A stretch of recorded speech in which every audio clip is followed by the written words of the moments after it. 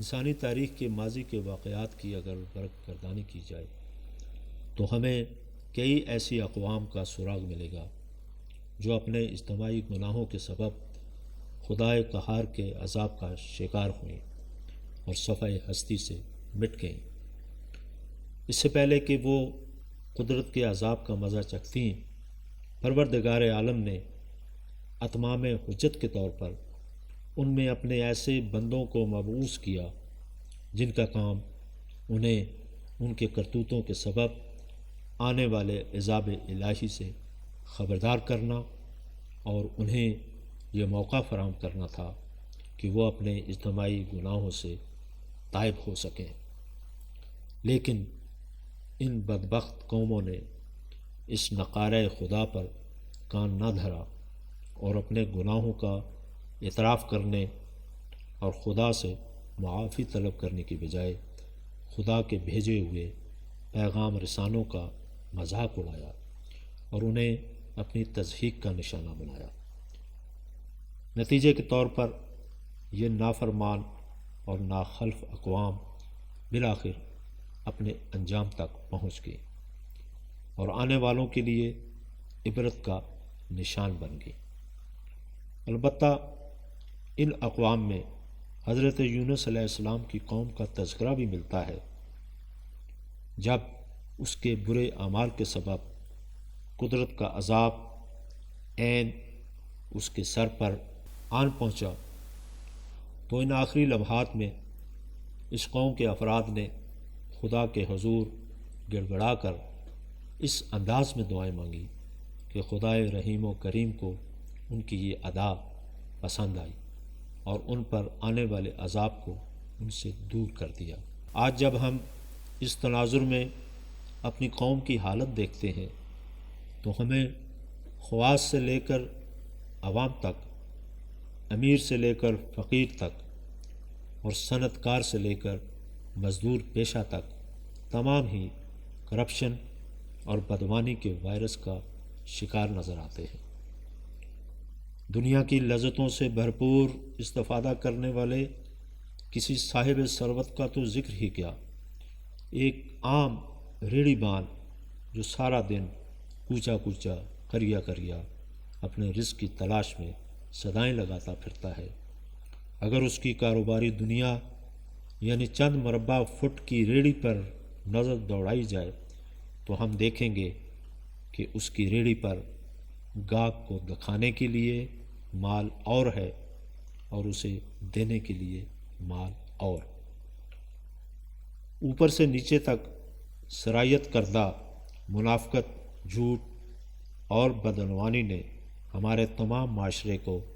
تعفن زدہ کر دیا ہے۔ یوں لگتا ہے کہ ہم نے بحیثیت مجموعی احکام خداوندی کے مقابلے میں ایک محاذ کھولا ہوا ہے۔ تھانے کی چاردیواری ہو یا کچہری کا احاطہ، ہر مقام ایسی تماشا گاہ کی صورت اختیار کر گئی ہے جہاں ہر مفلس شخص کی قبا اتاری جاتی ہے۔ اس ناگفتہ بے صورتحال میں جب ہم اپنے میڈیا ہاؤسز کو دیکھتے ہیں تو ہمیں یہ بھی شیطان کا گھر لگتے ہیں۔ کون سا ایسا ذریعہ ابلاغ ہے جہاں مکمل سچ بولا جاتا ہے؟ کون سا ایسا چینل ہے جس کے گلے میں پیمرا کا توق نہیں ہے؟ کون سا ایسا اینکر پرسن ہے جو اپنے مالکوں کے خلاف زبان کھولنے کی جرت کر سکتا ہے؟ ہمارے یہ چینل پیمرا کی حدود کا خیال تو رکھتے ہیں لیکن خدا کی قائم کردہ حدود کو پامال کر رہے ہیں۔ ہماری تمام ٹی وی سکرینیں بے حیائی کی وہ مجسم تصویریں ہیں جو ہر گھر کی زینت بنی ہوئی ہیں۔ ہمارا یہ میڈیا بے حیائی کو ہوا کے دوش کے ذریعے آن ایئر جس طرح معاشرے کے ہر طبقے تک پھیلا رہا ہے وہ ایک ناقابل معافی اور ناقابل تلافی جرم ہے۔ آج ایک عالم دین طارق جمیل نے، جس سے کئی معاملات پر اختلاف کیا جا سکتا ہے، اگر اپنی دعا کے ذریعے برائی کے اس امڑتے ہوئے سیلاب سے لوگوں کو ڈرایا ہے تو اس سے کون سا ایسا جرم سرزد ہو گیا ہے جس کی وجہ سے میڈیا کے تمام کل پرزے چیخ اٹھے ہیں۔ دعا مانگنے کا حق تو ہر گنہگار کو حاصل ہے۔ میڈیا کے چند شو پیس جنہیں چاہیے تھا کہ وہ خدا کے حضور ان دعائیہ جملوں کے دوران اپنے گریبانوں میں جھانکتے اور استغفار کا ورد کرتے، لیکن وہ اپنے دامن کے چھینٹوں کو صاف کرنے کی بجائے مولانا طارق جمیل پر طعن و تشنیع کی برسات برسا رہے ہیں اور انہیں سب و شتم کا نشانہ بنائے ہوئے ہیں۔ ذرا سوچئے، کیا اس قسم کا رویہ خدا کی طرف سے دی گئی مہلت سے مجرمانہ غفلت